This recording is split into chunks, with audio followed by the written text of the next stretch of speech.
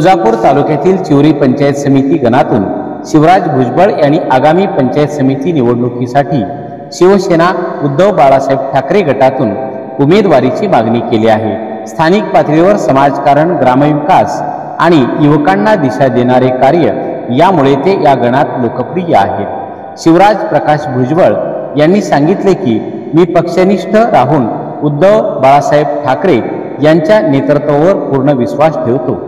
ग्राम पातळीवर जनतेच्या प्रश्नासाठी आवाज उठवणे आणि विकासाची कामे पुढे नेणे हे माझे ध्येय आहे। दरम्यान स्थानिक ग्रामस्थ आणि शिवसैनिकांकडून भुजबळ यांच्या उमेदवारीस मोठा प्रतिसाद मिळत आहे।